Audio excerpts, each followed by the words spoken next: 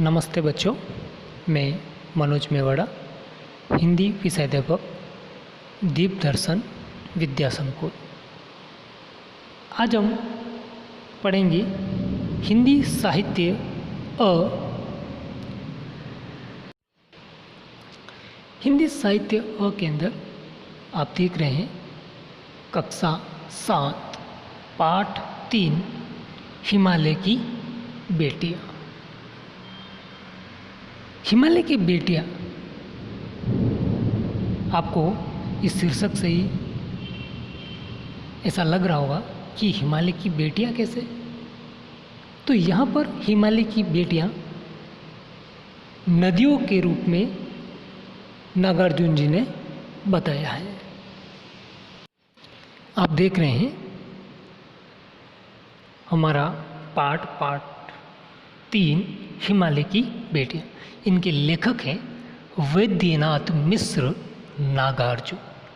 इन्होंने यह पाठ लिखा है और इन्होंने नदियों को हिमालय की बेटियों के रूप में यहाँ पर अंकित किया है, जो हम पढ़ेंगे। देखिए, लेखक कह रहा है, अभी तक मैंने उन्हें दूर से देखा था, बड़ी गंभीर शांत अपने आप में खोई हुई लगती थी। ये किसकी बात की जा रही है? नदियों की। इन्होंने दूर से देखा था नदियों को, तो वह कैसी लगती है? एकदम गंभीर, बड़ी और शांत और अपने आप में खोई हुई, अपने काम में, अपने मस्ती में लगी हुई रहती थी। संभ्रांत महिला की भांति वे प्रतीत होती थी। एकदम सिंपल, सीधी सादी एक औरत की तरह वह लगती थी। उनके प्रति मेरे दिल में आदर और श्रद्धा के भाव थे। किसकी बात की जा रही? नदी की। उनके प्रति कैसा भाव? आदर भाव और श्रद्धा के भाव थे। माँ और दादी, मौसी और मामे की गोद की तरह उनकी धारा में डुबकियाँ लगाया करता था। वहाँ पर नदी में स्नान करते थे। परंतु इस बार जब मैं हिमालय के कंधे पर चढ़ा, हिमालय पर्वत पर चढ़ा, तो वे कुछ और रूप में सामने थी। जब वो हिमालय पर चढ़े और नदियों को देखा, तो नदियों का जो रूप है वो कुछ और ही दिखा। जो दूर से उनको दिखाई देता था, उससे कुछ अलग दिखाई दिया। मैं हैरान था कि ये दुबली पतली गंगा, यही यमुना, यही सतलज समतल मैदानों में उतरकर विशाल कैसे हो जाती है। जब उन नदियों को देखा कि ये दुबली पतली है, तो ये इतनी विशाल कैसे हो जाती है मैदान में जा कर के। खिल खिलाकर लगातार हंसते जाना, इनकी यह भावभंगी, इनका यह उल्लास कहाँ गायब हो जाता है मैदान में जाकर के। देखिए, जब पर्वत से, हिमालय से निकल रही है, तो कल कल की आवाज़ आ रही है, गिर रही है, तो ये खिलखिला करके हंसना और उल्लास, जो उत्साह है, वो जब मैदान में जाते तो शांति से चलती, चुपचाप। तो लेखक कह रहा है कि ऊपर से जब आती है तो खिलखिलाती हुई, हंसती हुई आती है, उल्लास के साथ आती है, जोश के साथ आती है, लेकिन मैदान में जा कर के ये सब कहाँ गायब हो जाता है।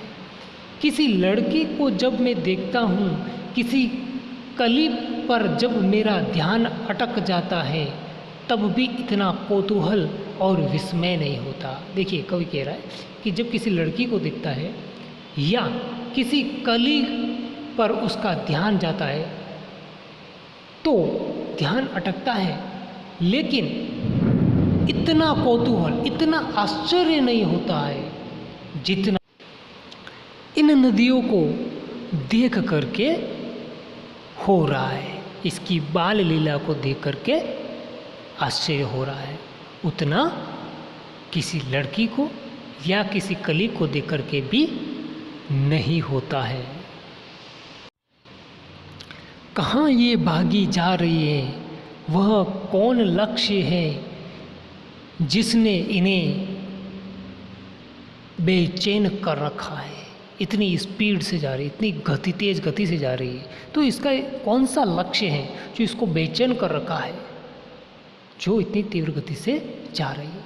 अपने महान पिता का विराट प्रेम पाकर भी अगर इनका हृदय अतृप्त ही है तो वह कौन होगा जो इनकी प्यास मिटा सकेगा। देखिए, हिमालय को नदियों का पिता कहा गया है कि वो अपने पिता की प्रेम पाकर भी इनका हृदय अतृप्त है, शांत नहीं हो रहा, तो वह कौन है ऐसा जो इसकी प्यास मिटा सकेगा। बर्फ जली नंगी पहाड़ियाँ, छोटे छोटे पौधों से भरी घाटियाँ, बंदूर आदित्यकाएँ, सरसब्ज उपत्यकाएँ, ऐसा है इनका लीला निकेतन। इनका घर कैसा है? निकेतन का मतलब घर। बर्फ से ढकी हुई घाटियाँ हैं, छोटे छोटे पेड़ पौधे हैं, चारों तरफ हरियाली है, चारों तरफ बर्फ से ढकी हुई पहाड़ियाँ हैं, इतना सुनहरा मौसम है। खेलते खेलते जब ये जरा दूर निकल जाती हैं तो देवदार, चीड़, सरो, चिनार, सफ़ेदा, केल के जंगलों में पहुंचकर शायद उन्हें बीती बातें याद करने का मौका मिल जाता होगा। जब ये आगे जाती हैं तो इन्हें पीछे जो बीती बातें हैं वो याद करने का अवसर अवश्य मिलता होगा। कौन जाने बूढ़ा हिमालय अपनी इन नटखट बेटियों के लिए कितना सिर धुनता होगा, वो कितना पछताता होगा अपनी इन बेटियों के लिए। कौन? हिमालय, जो नदियों का पिता कहा गया है। बड़ी बड़ी चोटियों से जाकर पूछिए तो उत्तर में विराट मौन के सिवाय, विराट मौन के सिवाय उनके पास और रखा ही क्या है। अर्थात सिर्फ मौन है, शांत, और कोई विचार ही नहीं है, कोई बोलने का रास्ता ही नहीं है, कोई बात ही नहीं है उनके पास। क्यों? क्योंकि नदियाँ, अपनी बेटियाँ जो है वो क्या है, चली गई है। तो मौन के सिवाय उसके पास और कुछ नहीं। सिंधु और ब्रह्मपुत्र ये दो ऐसे नाम हैं जिनके सुनते ही रावी, सतलज, व्यास, चिनाब, झेलम, काबुल, कपिसा, गंगा, यमुना, सरयू, गंडक, कोसी आदि हिमालय की छोटी बड़ी सभी बेटियां आंखों के सामने नाचने लगती हैं। किसकी बात? जब सिंधु और ब्रह्मपुत्र, ये दो नाम ही ऐसे हैं जिनका सुनते ही इन सारी छोटी बड़ी बेटियां, कौन? हिमालय की छोटी बड़ी बेटियां आंखों के सामने क्या है, तस्वीर आ जाती है। वास्तव में सिंधु और ब्रह्मपुत्र स्वयं कुछ नहीं है। वास्तव में सिंधु ब्रह्मपुत्र तो खुद कुछ नहीं है।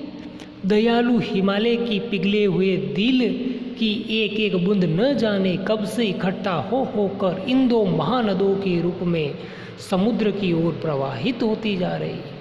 समुद्र का दिल, उसका एक एक बूंद इकट्ठा हो रहा है और फिर जाकर के एक बहुत बड़ी महानदी के रूप में बन रहा है। फिर समुद्र में प्रवाहित होती है। कितना सौभाग्यशाली है वह समुद्र जिसे पर्वतराज हिमालय की इन दो बेटियों का हाथ पकड़ने का श्रेय मिला। यहाँ पर समुद्र को हिमालय का दामाद के रूप में बताया गया है कि वो कितना सौभाग्यशाली है कि जो पर्वतराज हिमालय की इन दो बेटियों का हाथ पकड़ने का श्रेय मिला।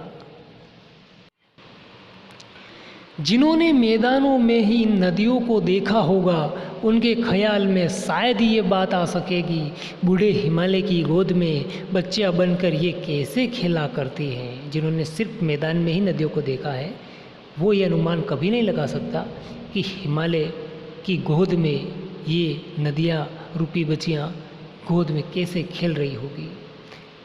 माँ बाप की गोद में नंग दड़ंग होकर खेलने वाली इन बालिकाओं का रूप पहाड़ी आदमियों के लिए आकर्षक भले ना हो, लेकिन मुझे तो ऐसा लुभावना प्रतीत हुआ वह रूप ही हिमालय को ससुर और समुद्र को उसका दामाद कहने में कुछ भी झिझक नहीं होती। कवि कह रहा है कि जो लोग पहाड़ों में रहते हैं उनके लिए नदियाँ रोज़ बहना देखते हैं, उनके लिए भले ही अच्छा ना हो, लुभावना दृश्य ना हो, लेकिन मेरे लिए क्या है, ये आकर्षक है, लुभावना दृश्य है। और हिमालय को ससुर और समुद्र को उसका दामाद कहने में कोई झिझक उसे नहीं हो रही है। कालिदास के विरही यक्ष ने अपने मेघदूत से कहा था, वैत्रवती यानी कि बेतवा नदी को प्रेम का प्रतिदान देते जाना। आपने शायद मेघदूत संहार पढ़ा हो, कालिदास की एक रचना है, उसमें बादल को एक दूत के रूप में बना करके प्रेमिका अपने प्रेमी के पास संदेश पहुंचाने की बात करते हैं। तो उसकी बात कही गई है कि कालिदास के विरही यक्ष ने अपने मेघदूत से कहा था, वैत्रवती नदी को प्रेम का प्रतिदान देते जाना। जब तुम जाओ तो उसे प्रेम का प्रतिदान देते जाना। तुम्हारी वह प्रेयसी तुम्हें पाकर अवश्य ही प्रसन्न होगी। यह बात इन चंचल नदियों को देखकर मुझे अचानक याद आ गई। जब नदियों को देखा तो कालिदास की वह रचना जिसमें मेघदूत समारोह वाला दृश्य उसके सामने आ जाता है।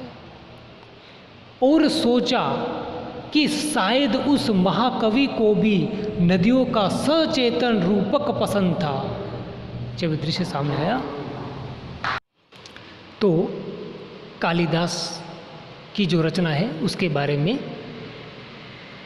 लेखक बता रहा है कि शायद कालिदास को भी नदियों का सचेतन रूप बहुत पसंद था और इसे उन्होंने सारम लिखा। दल जो भी कोई नदियों को पहाड़ी घाटियों और समतल आंगनों के मैदानों में जुदा जुदा शक्लों में देखेगा वह इसी नतीजे पर पहुंचेगा। वो जो इन पहाड़ी घाटियों के समतल आंगनों में मैदानों में या अलग अलग रूप में देखेगा वह इस नतीजे पर अवश्य ही पहुंचेगा। काका कालेलकर ने नदियों को लोक देवता कहा। नदियों को काका कालेलकर ने क्या कहा? लोक माता कहा। किंतु माता बनने से पहले यदि हम इन्हें बेटियों के रूप में देख ले तो क्या हर्ज है। माता से पहले हम इनको बेटियों के रूप में अगर देखते हैं तो क्या हर्ज है, अर्थात कोई हर्ज नहीं है।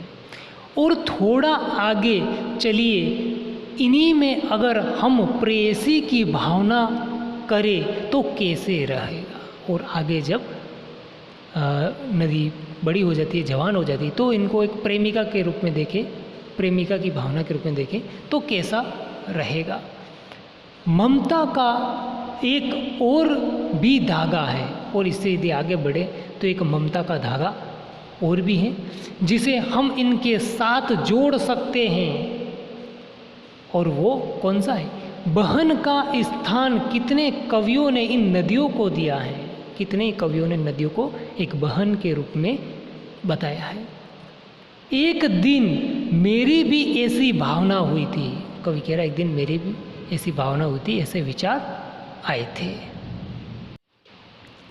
थोलिंग जो तिब्बत है की बात है, मन उचट गया था, तबीयत ढीली थी।